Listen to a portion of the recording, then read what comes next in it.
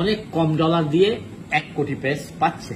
তাহলে এটা আমার গার্মেন্টস ওয়ালাদের একটা সমস্যা, যে তাদের পরিমাণে যদি অর্ডার ঠিক থাকেও ডলারে তাদের কিছুটা আয় কমছে। এখানে আবার প্লাস মাইনাস আছে, কোন কোন জায়গায় সিএম বা তাদের মজুরি তারা একটু বাড়িয়ে নিয়েছে।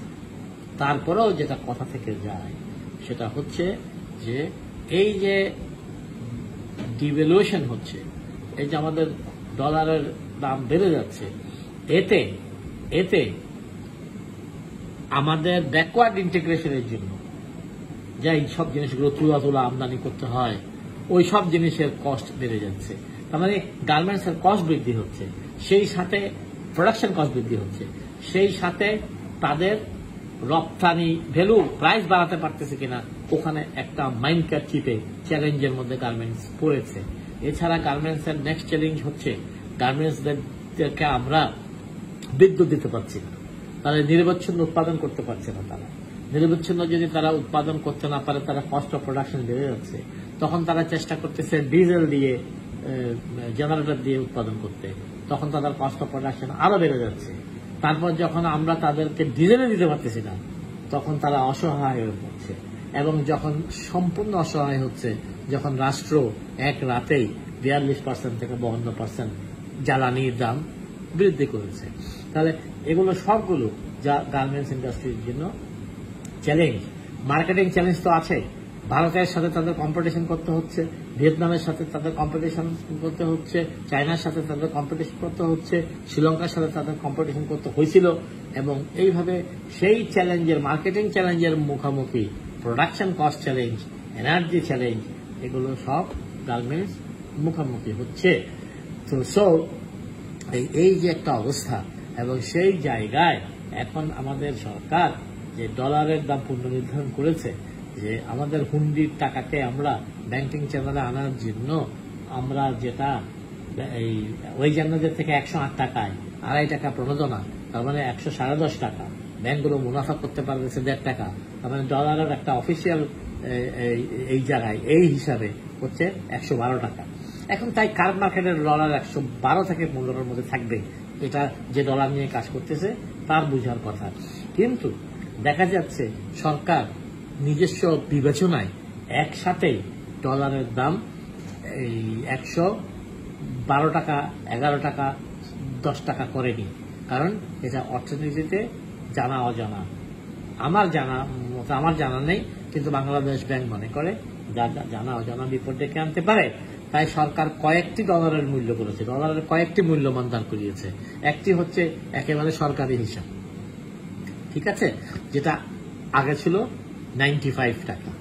তখন আগে গার্মেন্টস ওয়ালারা এক্সপোর্ট করলে ওদেরকে দেওয়া হতো 94 পয়েন্ট সামথিং, এটা একটি। তারপরে আরেকটি হচ্ছে কেউ যদি এখন চাল, ডাল, তেল, নুন, মরিচ বা চাল ইম্পোর্ট করতে যদি এলসি খুলে, নিত্যপণ্য খুলতে যদি এলসি খুলে, সেটার জন্য আরেকটি মূল্য, যেটাকে আমরা এলসি সেটেলমেন্ট রেট বলি, ওটা একটি মূল্য। এখন ওইটা আগে ছিল 107। এই নতুন নির্ধারিত মূল্যে কত আমি জানি না, যে ডলার নিয়ে কাজ করতেছে তাকে সেটা বের করতে হবে যে এলসি ওপেনিং রেটটা কি, আর রেমিটেন্স রেট তো আমি নিজেই বলে দিলাম।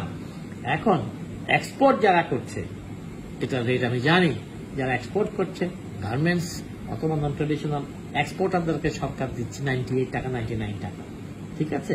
তার মানে দেখা যাচ্ছে যেখানে রেমিটেন্স হলারা তাদের গায়ের শক্তি, তাদের বল, তাদের রক্ত পানি করে ডলার আয় করলে তারা দেশে সেটা এসে 110.5 টাকা তারা পাচ্ছে।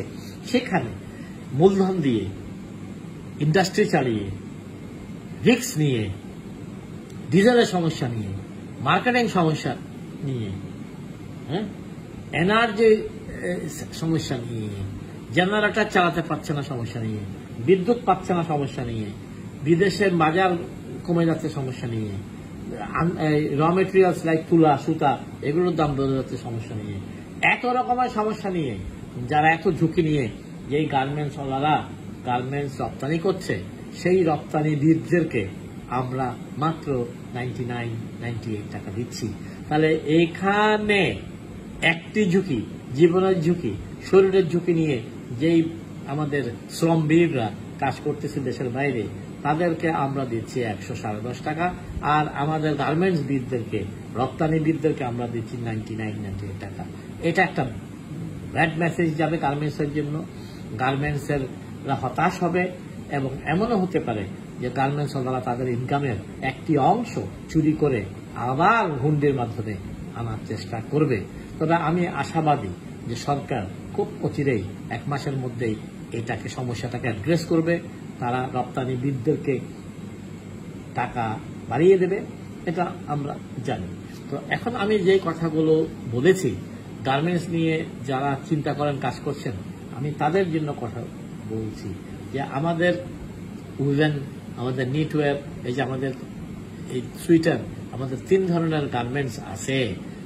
এই যে 3 ধরনের এক্সপোর্ট আছে, এই 3 ধরনের এক্সপোর্টের অবস্থা একই না। আমাদের সুইটার এক্সপোর্ট আমার ধারণা মোটামুটি বেশ ভালোই আছে। আমাদের নিট এবং আমাদের উলেন, এইটা অবস্থা একই না। অর্থাৎ এক একজনকে এক এক সময় অতিক্রম করে। এবং যেই সময়টা ওয়ার্ল্ড করোনা আক্রান্ত ছিল, সেই সময়টা মানুষ যেহেতু বাসায় বসে কাজ করত, তাহলে পুরো গার্মেন্ট সেক্টরের চাহিদা কমে গেছিল।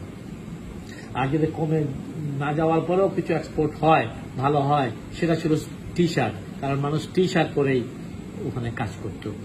সো এগুলোর মধ্যে গার্মেন্টস এক্সপোর্টের মধ্যে চ্যালেঞ্জ আছে, গার্মেন্টস এক্সপোর্টারদের জন্য বৈচিত্র্য আছে। গার্মেন্টস এক্সপোর্টাররা আমাদের রপ্তানিবিদ, আমাদের ফরেন এক্সচেঞ্জ আর্নার। সো এই জিনিসগুলোকে স্টাডি করেই গার্মেন্টস নিয়ে স্টাডি করতে হবে। প্রথম কথা হচ্ছে টাইপস অফ এক্সপোর্ট, আমি 3টা বলেছি।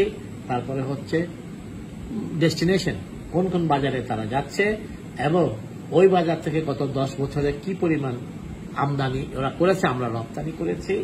তারপরে আমাদের কি পরিমাণ ইনকাম গত 10 বছরে হয়েছে গার্মেন্টস থেকে, আমাদের গ্রোথ কি হয়েছে, আমাদের স্বপ্ন 50 বিলিয়ন ছিল, তারপরে এখন স্বপ্নভঙ্গর পরে, মোহভঙ্গর পরে আমাদের দশা কি।